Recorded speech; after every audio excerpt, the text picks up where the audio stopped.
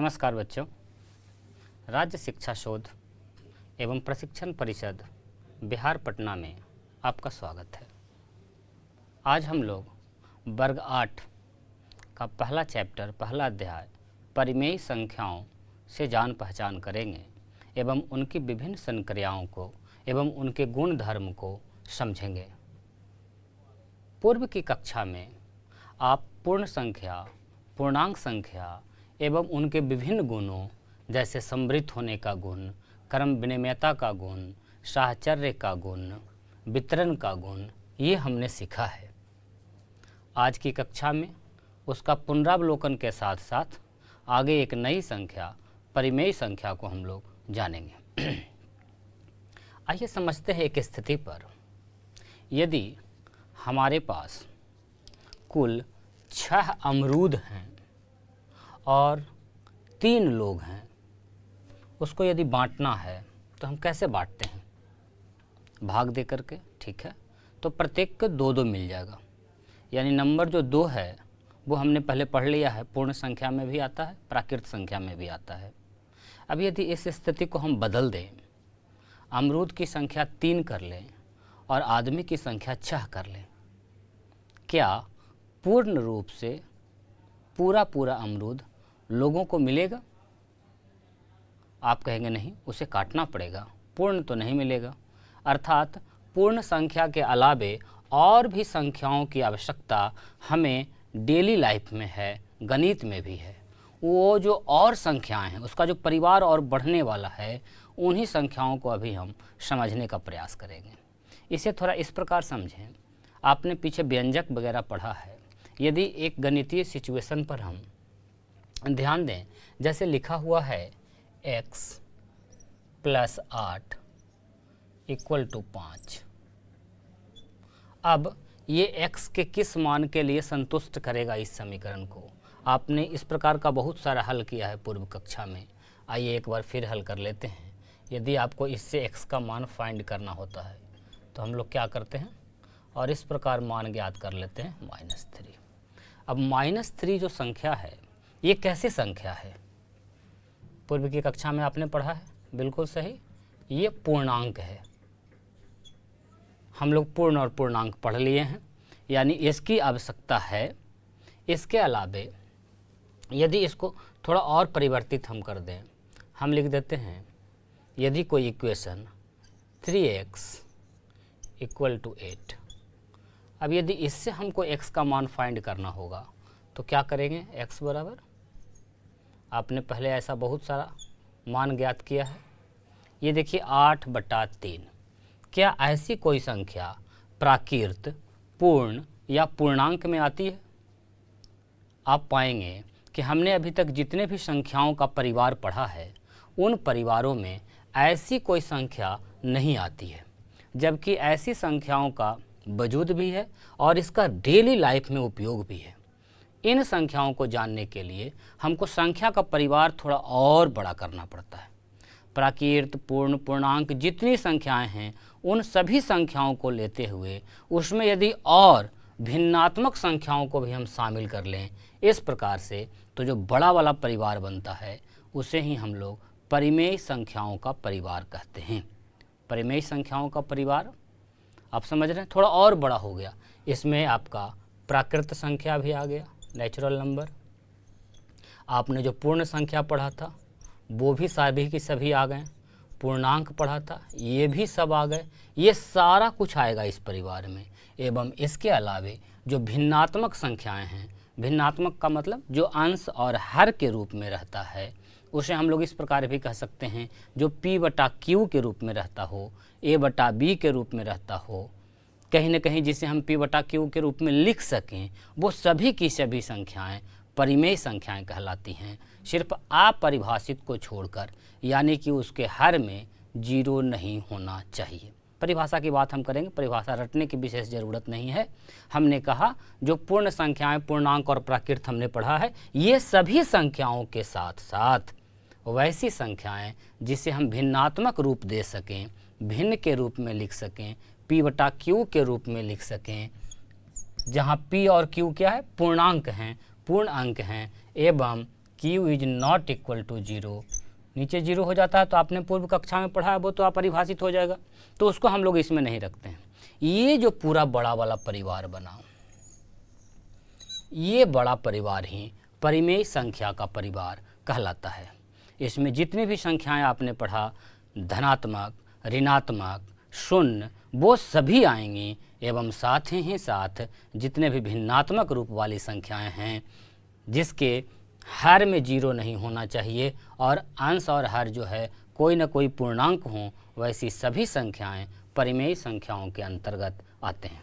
आप इसके बहुत सारे उदाहरण खुद से लिख सकते हैं, अनगिनत है और अनगिनत उदाहरण आप लिख सकते हैं। जैसे आप यदि लिख देते हैं 0 तो हाँ ये परिमेय संख्या का समूह परिवार हो जाएगा, सब परिवार के समूह हो जाएंगे। हम लिखते हैं 3/4 -2/7, इस प्रकार की जितनी भी संख्याएं आप लिख रहे हैं ये सब का सब परिमेय संख्याओं के परिवार में आएगा। परिमेय संख्याओं से और भी जान पहचान हम धीरे धीरे करते रहेंगे। फिलहाल एक ओवरव्यू बना है कि परिमेय संख्या कैसी संख्या को कहते हैं। अब इसके अलावे हम जो गुण पढ़े हैं विभिन्न प्रकार के, समृद्ध होने का गुण, क्लोजर लॉ जिसे कह रहे हैं, या साहचर्य का गुण, या क्रम विनिमयता का गुण, ये सारे गुण को एक एक करके हम फिर से दोहराएंगे पूर्व की कक्षा वाले भी, मतलब पूर्ण संख्या के लिए भी, पूर्णांक के लिए, और अभी अभी जो हमने परिमेय संख्या जाना है इसके लिए भी हम उन सारे गुणों को एक एक करके पढ़ेंगे। आइए शुरू करते हैं सबसे पहले गुण से। गुण तो आपको मालूम है, पहला गुण जिसे हम लोग समवरक गुण या इसी का एक और नाम है समृद्ध होने का गुण के बारे में चर्चा करेंगे। पूर्व की कक्षा में हमने इसको पूर्ण और पूर्णांक संख्या के लिए देखा है, एक बार फिर से देखेंगे। अंग्रेजी में क्या कहते हैं इसे? Closure law. Closure law. समवरक या समृद्ध होने का गुण क्या था, थोड़ा याद कीजिए। समवरक गुण में हम लोग कहते थे कि जो अपने गुण को बचा के रखता है, संवार के रखता है, समृद्ध होता है, क्लोजर होता है उसी में। यानी कि यदि हम पूर्ण संख्या के लिए कहें तो किन्हीं दो पूर्ण संख्याओं का योग यदि करें उससे जो योगफल प्राप्त होता है वो क्या एक पूर्ण संख्या होगा? यदि हो रहा है तो हम कहेंगे कि हाँ वो समृद्ध है, क्लोजर है, उसमें समवरक गुण है। और यदि नहीं हो रहा है तो हम कहेंगे कि उसमें क्लोजर लॉ नहीं लग रहा है, वो समृद्ध नहीं है। इसके कुछ उदाहरण के साथ हम लोग एक एक करके करते चलेंगे। जैसे समवरक गुण या समृद्ध गुण का जांच हम लोग आइए पूर्ण संख्या के लिए करते हैं। पूर्ण संख्या के अंदर भी कितनी प्रकार की संक्रिया आपने पढ़ा है मुख्य रूप से गणित में। गणितीय संक्रियाएं मुख्य रूप से योग, व्याकलन मतलब घटाव, गुणन और भाग, ये 4 संक्रियाओं के लिए प्रत्येक गुण की जांच हम करेंगे। आइए पहले पूर्ण संख्या के लिए करते हैं। पूर्ण संख्या जैसा कि आपको ज्ञात है उसको लेकर के आइए योग का काम करते हैं, जोड़ का काम करते हैं। कोई भी 2 पूर्ण संख्याएं अपने हिसाब से लीजिए। जैसे हमने लिया है 4 और 0, 2 पूर्ण संख्याएं, इसका योगफल निकालें आप, क्या प्राप्त होता है? 4। क्या जो आपको प्राप्त हुआ वो भी एक पूर्ण संख्या है?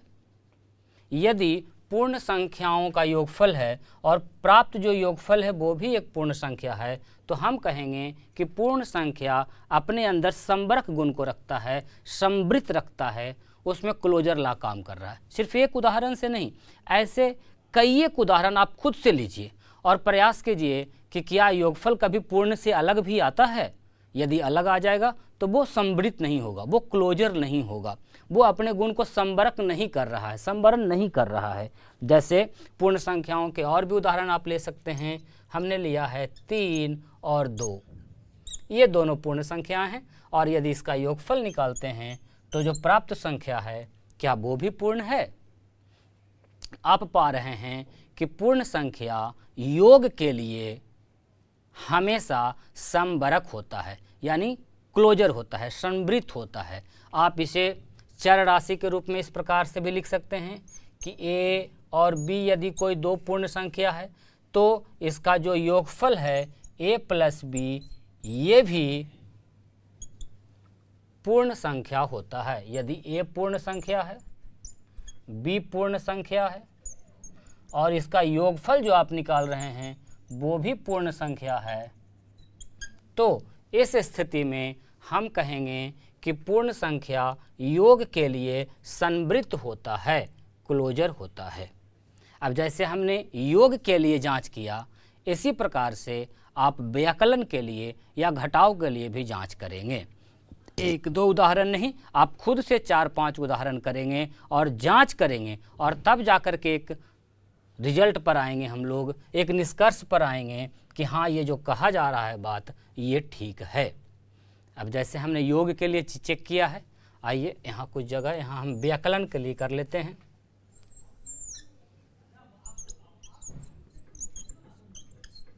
सब्ट्रैक्शन के लिए कर लेते हैं। व्याकलन का मतलब आप समझ रहे हैं, घटाव या सब्ट्रैक्शन। अब कोई भी दो पूर्ण संख्याएं आप अपनी इच्छा से लीजिए और उन दोनों को घटा के देखिए। अब जो रिजल्ट प्राप्त होता है उसको चेक कीजिए कि क्या वो पूर्ण संख्या है। जैसे आइए हम करते हैं, कोई दो संख्या हम लेते हैं पूर्ण संख्या 3 और 2। आप कुछ भी ले सकते हैं, आप अपने हिसाब से अधिक 5 उदाहरण 10 उदाहरण लीजिए और अपने साथियों से भी करवाइए। फिर देखिए कि क्या आपका जो रिजल्ट है वो पक्के तौर पर सब जगह काम कर रहा है। तब जाके कोई एक जनरल नियम हम लोग बनाते हैं। जैसे हमने दो पूर्ण संख्याएं ली है 3 एवं 2, इन दोनों को यदि घटाते हैं तो हमारा प्राप्त होता है उत्तर 1। क्या 1 भी पूर्ण संख्या है? तो इस स्थिति में तो गुण को संवृत्त करके रखा है, संवरक करके रखा है। आइए अब दूसरे उदाहरण की ओर चलते हैं।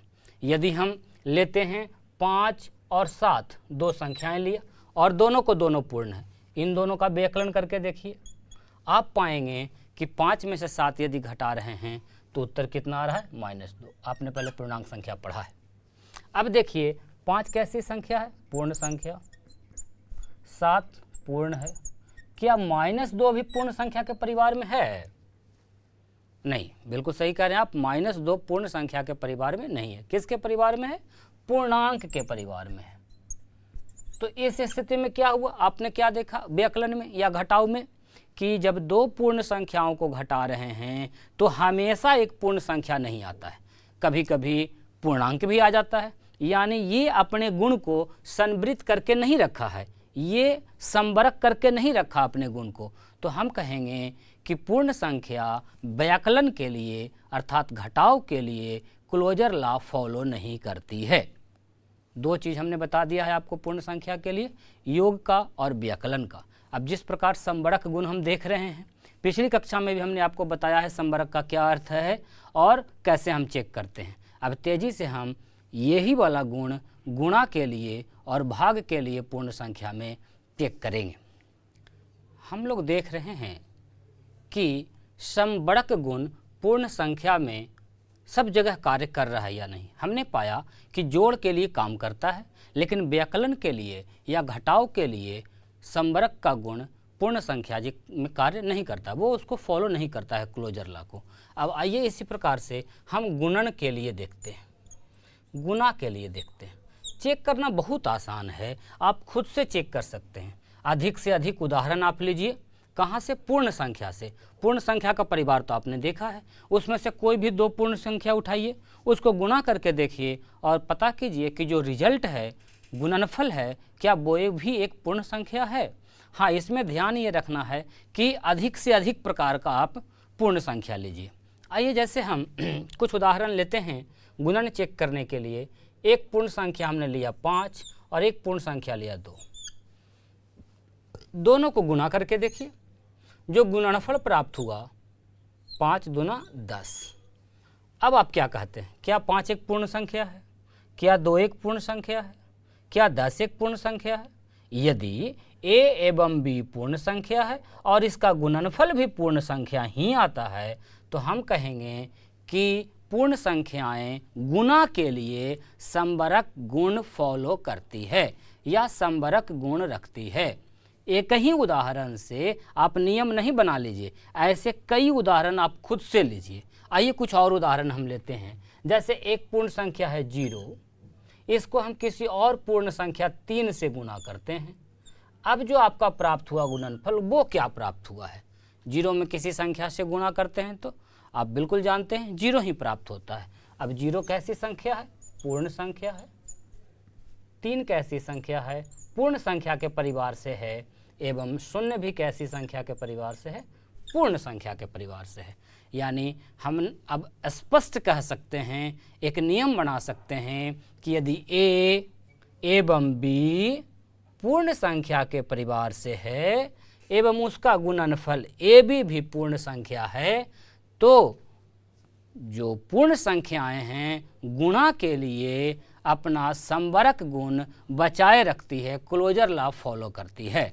ये सत्य है, संवरक गुण इसमें कार्य करता है।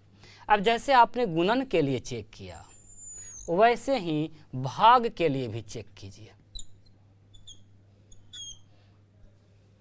और ये काम जो अभी हम आपके साथ मिलकर कर रहे हैं, ये आपको खुद से करने हैं। हम यदि 2 एग्जाम्पल्स ले रहे हैं तो आप ऐसे ऐसे 10 यूँ लीजिए और उसके बाद एक जनरल नियम बनाइए। आइए भाग की प्रक्रिया करते हैं। उसी प्रकार चेक करेंगे, कोई भी पूर्ण संख्याएं लेंगे और उनका भाग करने के बाद हम देखेंगे कि क्या वो पूर्ण रहती है या अपना गुण खो करके कोई और संख्या के परिवार में चला जाता है। जैसे हम पूर्ण संख्या ले रहे हैं 4, एक और पूर्ण संख्या लिया है 2। अब दोनों में भाग की क्रिया करते हैं। 4 में जब हम 2 से भाग लगाएंगे, आपको पता है जो हमारा भागफल है, उत्तर है, वो कितना प्राप्त हुआ? 2। क्या 4 एक पूर्ण संख्या है? बिल्कुल है। क्या 2 पूर्ण संख्या के परिवार से है? और जो प्राप्त उत्तर है, क्या वो भी पूर्ण संख्या के परिवार से है? तो इस सिचुएशन में, इस स्थिति में ये संवरक गुण फॉलो कर रहा है। लेकिन हमने कहा कि इसी से नियम मत बना लीजिए, ऐसे कई उदाहरण आप और करके देखिए। जैसे हम पूर्ण संख्या में लेते हैं आपका 3 और एक दूसरी पूर्ण संख्या है 2। अब इन दोनों का भाग करके देखिए, क्या 3 2 के पहाड़ा में आएगा? नहीं आएगा। तो आपका उत्तर प्राप्त होगा 3/2। 3 एक पूर्ण संख्या है, 2 एक पूर्ण संख्या है। क्या 3/2 भी एक पूर्ण संख्या है? नहीं। अभी ऐसी संख्याओं को हमने बताया कि इस प्रकार की संख्याओं को किसके परिवार में रखते हैं? परिमेय संख्या के परिवार में रखते हैं। अब आपको स्पष्ट दिखेगा कि भाग में जो पूर्ण संख्याएं हैं वो अपना परिवार कायम नहीं रख सके, दूसरे के परिवार में चले गए। यानी संवरक नहीं कर सका, क्लोजर नहीं रहा, अपने घर में नहीं रहा, दूसरे के घर में चला गया। तो हम कहेंगे कि भाग के लिए पूर्ण संख्याएं संवरक गुण फॉलो नहीं करती है, इसके अंतर्गत क्लोजर लॉ नहीं लगेगा। चारों प्रक्रिया के लिए हमने संवरक गुण आपको समझा दिया पूर्ण संख्या के लिए, और हमने पाया कि जोड़ के लिए क्लोजर लॉ रहता है, गुणा के लिए रहता है, लेकिन घटाव एवं भाग में संवरक गुण फॉलो नहीं करता है। अब जैसे आपने पूर्ण संख्या के लिए चेक किया, ठीक इसी प्रकार से पूर्णांक संख्या के लिए भी चेक करना है। पूर्णांक संख्या आपको पता है कैसी संख्याएं? ऋणात्मक, धनात्मक एवं शून्य। सिर्फ पूर्णांक भी हम लिख देंगे तो काम चलेगा, संख्या लिखने की कोई विशेष ज़रूरत नहीं। फिलहाल हमने लिखा है। अब पूर्णांक संख्या के लिए भी आइए तेजी से चेक करते हैं। उसी प्रकार से जोड़ के लिए, घटाव के लिए, गुणा के लिए और भाग के लिए क्या संवरक गुण फॉलो करता है या नहीं करता है। पिछली कक्षा में भी हम लोग पढ़े हैं। आइए तेजी से देखते हैं। सबसे पहले योग के लिए हम अब ज़्यादा उदाहरण नहीं, एक आध उदाहरण लेते हैं। आपका कार्य है कि आप कॉपी पर घर में ऐसे कई उदाहरण लीजिए और चेक कीजिए, प्रयास कीजिए कि हमारी द्वारा कही गई बात गलत हो जाए। आप बार बार चेक कीजिए क्या ऐसा हो सकता है, और जब नहीं होगा तब जाके एक नियम बनाइए। आप नियम को रटना नहीं है, करके देखना है। यदि हो रहा है तो वो एक नियम बन गया। विभिन्न प्रकार की कसौटी पर कसिए उसको। जैसे पूर्णांक संख्या के लिए यदि हम योग की बात करते हैं, जोड़ की बात करते हैं, कोई भी 2 पूर्णांक से लीजिए। जैसे हमने लिया है -3 और 5, 2 पूर्णांक संख्या हमने लिया। अब कहता है कि 2 पूर्णांक संख्याएं हैं, इसको जोड़ के देखिए और जो रिजल्ट प्राप्त हो रहा है उसको देखिए कि वो किस परिवार से है। यदि ये भी पूर्णांक है, ये भी पूर्णांक के परिवार से हैं और ये भी पूर्णांक के परिवार से हैं, तो इसका मतलब है कि पूर्णांक संख्या योग में अपना परिवार नहीं बदलती है, पूर्णांक से पूर्णांक ही रह जाता है। तो हम कहेंगे कि योग के लिए संवरक गुण पूर्णांक में है। हमने एक उदाहरण लिया है, आप और 3-4 लीजिए, कभी 0 लीजिए, कभी ऋणात्मक लीजिए, कभी 2 धनात्मक लीजिए और चेक करके देखिए कि क्या इसका परिवार बदल रहा है। यानी यदि a, b पूर्णांक हैं, a प्लस b भी पूर्णांक होगा।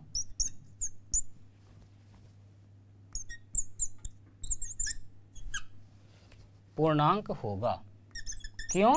क्योंकि पूर्णांक संख्याएं योग के लिए क्लोजर लॉ, संबरक गुण फॉलो करती है या समृद्ध होती है, इनक्लोज्ड होती है।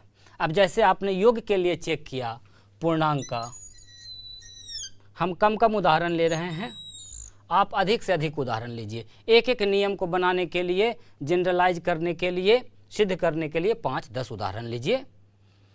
जैसे योग के लिए किया वैसे आप व्याकलन के लिए कर सकते हैं। व्याकलन का मतलब आप समझ रहे हैं, घटाव के लिए, सब्ट्रैक्शन के लिए। आइए करते हैं। कोई भी चेक करना बहुत आसान है। कोई भी दो पूर्णांक संख्या उठाइए और आप प्रयास कीजिए कि अधिक से अधिक negative positive, zero negative negative इस प्रकार की संख्याएं लें, ताकि पता चले कि क्या हर एक कसौटी पर यह खरा उतर रहा है कि नहीं। जैसे हमने लिया है एक -5 और एक हमने लिया -4, ये दोनों हम पूर्णांक संख्या लिए। अब इसका आप व्याकलन कीजिए, इसको घटाइए और फिर प्राप्त कीजिए कि आपको क्या प्राप्त होता है। हमको प्राप्त हुआ -5 + 4। इस प्रकार का कैलकुलेशन पूर्व की कक्षा में आप खूब पढ़े हैं। फाइनली उत्तर आपको आ गया -1। अब चेक कीजिए कि क्या जो पहले पूर्णांक संख्या था अब उसका परिवार बदल गया या अभी भी पूर्णांक ही है। आप पाएंगे कि अभी भी ये पूर्णांक संख्या के ही परिवार से है। तो क्या हुआ, यदि a एवं b दो पूर्णांक संख्या है, उसका घटाव करने पर भी, व्याकलन करने पर भी वो पूर्णांक ही हैं। अतः यह संबरक गुण पालन करती है, क्लोजर लॉ फॉलो करती है, अपने आप में संवृत्त होती है। जहाँ पूर्ण संख्याएं घटाव के लिए संबरक गुण फॉलो नहीं करती है, वहीं आपने पाया कि पूर्णांक संख्याएं व्याकलन के लिए भी, घटाव के लिए भी संबरक होती है। अब जैसे हमने व्याकलन के लिए चेक किया, हम एक उदाहरण ले रहे हैं और आपके लिए छोड़ रहे हैं कि आप इस पर 4-5 और उदाहरण लीजिए, फिर नियम को सत्य मानिए। पहले से कोई नियम बनाया नहीं है, हम लोग यहाँ कर करके स्थापित करेंगे। व्याकलन के बाद आइए गुणा के लिए चेक करते हैं, गुणन के लिए चेक करते हैं। तरीका वही रहेगा, बहुत आसान। गुणन के लिए भी कोई भी दो परिमेय संख्याएं हम लेंगे, दो पूर्णांक संख्याएं लेंगे, पूर्णांक के लिए चेक कर रहे हैं, और उसको गुणा करके देखेंगे कि जो प्राप्त गुणनफल है वो पूर्णांक है या उसका परिवार बदल गया। आइए कोई भी लीजिए। एक हमने लिया 0, 0 क्या पूर्णांक संख्या के परिवार में है? बिल्कुल है। और एक संख्या हम लेते हैं -3। अब 0 भी आपका पूर्णांक है, -3 भी पूर्णांक है। आइए इसका मल्टीप्लिकेशन करते हैं। हमने लिया है 0, 0 एवं -3, दो पूर्णांक संख्याएं ली हैं और इसको गुणा करके देख रहे हैं। 0 में किसी भी संख्या से गुणा करते हैं तो क्या प्राप्त होता है? 0। अब देखिए ये पूर्णांक के फैमिली से है, ये भी पूर्णांक फैमिली से है और ये भी पूर्णांक के परिवार से है। यानी दो पूर्णांक संख्याएं ले रहे हैं तो उसका जो गुणनफल है वो भी पूर्णांक संख्या ही प्राप्त होता है। एक नहीं, आप ऐसे और भी उदाहरण लीजिए। जैसे हम लेते हैं -4 और -2, ये भी एक पूर्णांक, ये भी एक पूर्णांक। अब इन दोनों को यदि हम गुणा करें तो 2 ऋणात्मक का गुणनफल क्या हो जाएगा? धनात्मक। क्यों होता है? इसको हमने पिछली कक्षा में साबित किया है। अब क्या 8 पूर्णांक संख्या के परिवार से है? बिल्कुल, आप पूर्णांक संख्या जानते हैं। तो आपने पाया कि गुणा के लिए भी पूर्णांक संख्याएं संबरक होती हैं, क्लोजर लॉ फॉलो करती है। कौन सी संख्याएं कौन सी संक्रिया के लिए कौन सा नियम पालन कर रही है, ये आप आसानी से जान सकते हैं। अब गुणा के बाद आप इस पर और भी उदाहरण कीजिए, आप भाग भी देख सकते हैं। भाग का क्रिया यदि करें, डिवीजन की क्रिया करें, चलिए कोई भी ले लीजिए। हमने लिया है -8, एक पूर्णांक संख्या, और एक पूर्णांक संख्या हम ले रहे हैं 5। आइए इन दोनों में भाग की क्रिया करते हैं। जब 8 में 5 से भाग देंगे तो इसका रिजल्ट, इसका उत्तर आपको क्या प्राप्त हो रहा है? 8/5। अब देखिए, ये जो प्राप्त भागफल है, उत्तर है, क्या यह पूर्णांक संख्या के परिवार से है? आप पाएंगे कि दो पूर्णांक संख्याओं का भाग से जो प्राप्त उत्तर है वह पूर्णांक के परिवार का नहीं है, वो किसी दूसरे परिवार का है। तो हम कहेंगे कि भाग के लिए पूर्णांक संख्याएं संबरक गुण फॉलो नहीं करती है, या हम कहेंगे कि वो संवृत्त नहीं होती है, क्लोजर लॉ फॉलो नहीं करती है। इस प्रकार से हमने जोड़, घटाव, गुणा एवं भाग के लिए पूर्ण संख्या और पूर्णांक संख्या के संबरक गुण को जांचा। अब हम लोग इसी गुण को परिमेय संख्या के लिए जांचेंगे।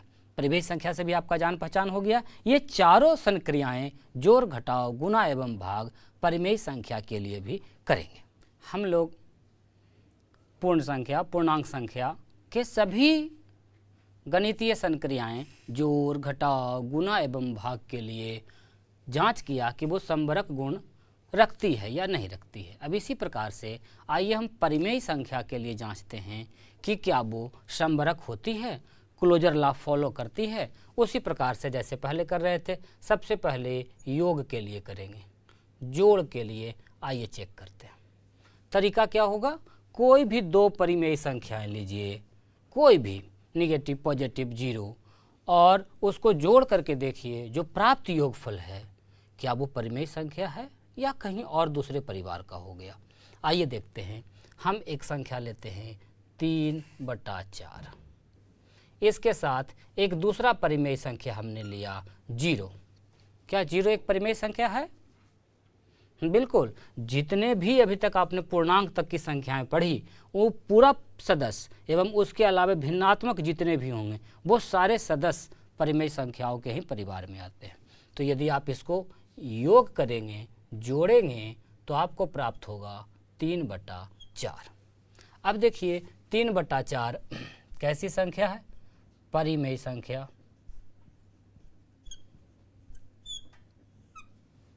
जीरो भी आपको कैसी संख्या मिल रही है? परिमेय।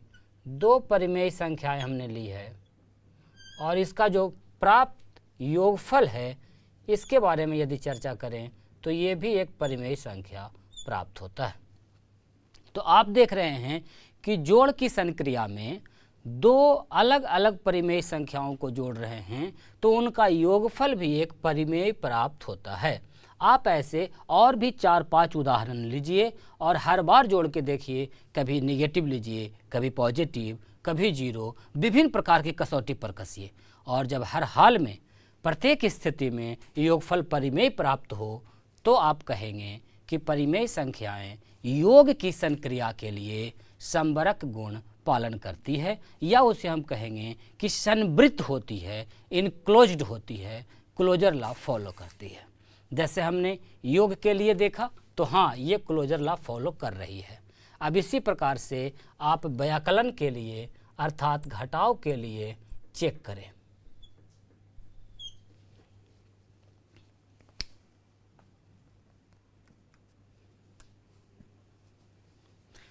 घटाव के लिए चेक करने के लिए भी हम दो विभिन्न परिमेय संख्याएं लेंगे।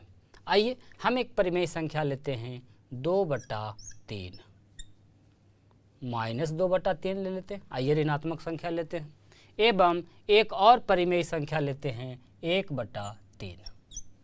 इन दोनों का व्याकलन करके अर्थात घटा करके जांचिए कि क्या प्राप्त होता है। घटाने के लिए आपको पता है 3 -2 -1 -3/3। हाँ, कटता है तो काट सकते हैं। आपको प्राप्त हुआ -1।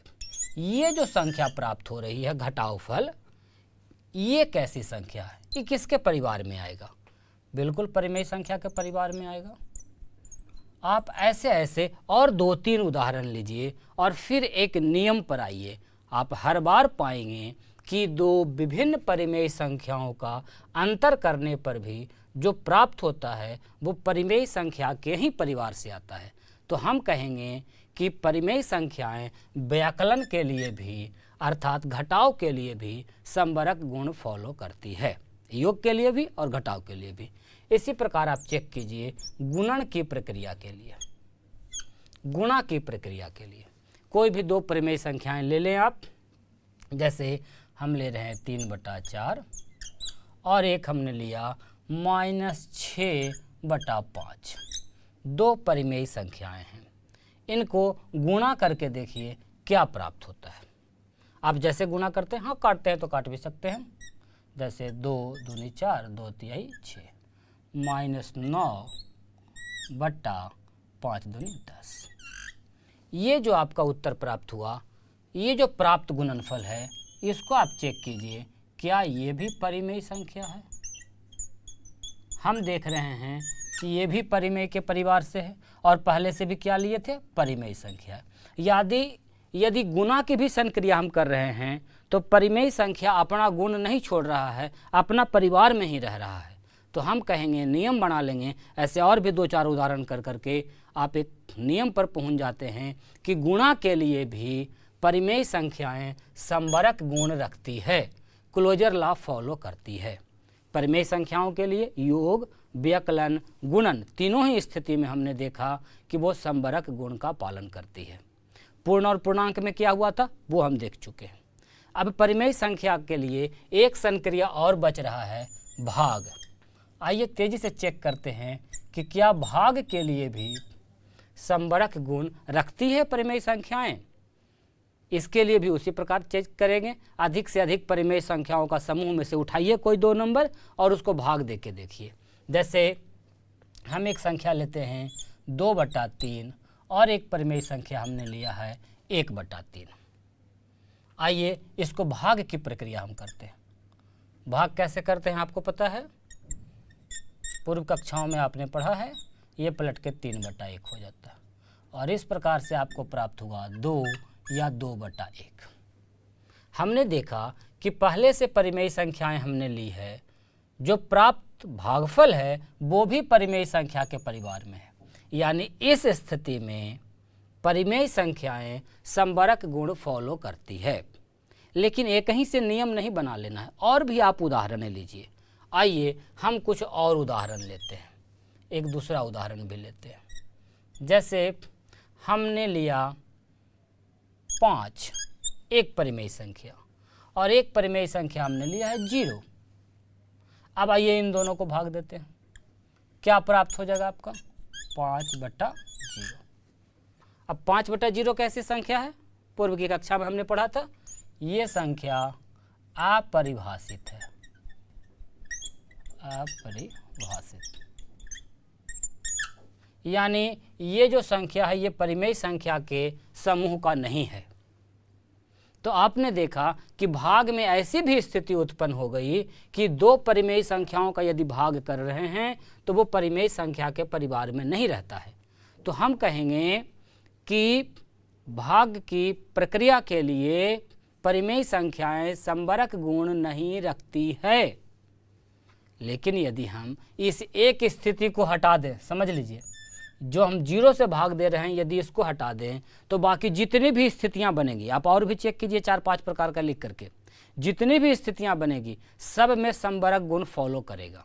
लेकिन यदि ऐसे जनरलाइज यदि पूछा जाए कि क्या सभी परिमेय संख्याओं के लिए भाग की संक्रिया में समवरक गुण फॉलो होता है, तो आप कहेंगे नहीं, क्लोजर लॉ नहीं रखता है। लेकिन सिर्फ इस एक स्थिति को यदि हटा दिया जाए तो बाकी सभी स्थितियों में भाग में भी परिमेय संख्याएं समवरक गुण फॉलो करती है।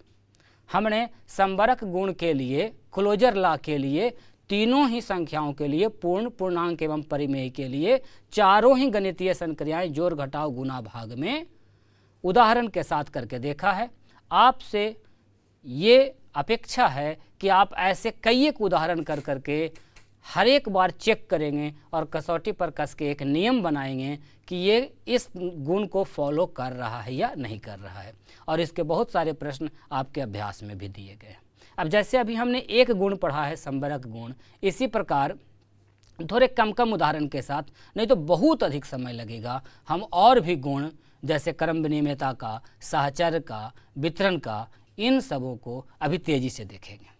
अभी तक हमने जितने नियमों को कसौटी पर कसा, उससे संबंधित जो अभ्यास में प्रश्न दिए गए हैं उसको तो कीजिए ही, साथ ही साथ आप सभी नियम को अधिक से अधिक उदाहरण के साथ बनाइए कि क्या ये नियम सत्य हैं या नहीं हैं, हर स्थिति में कार्य कर रहा है या नहीं कर रहा है।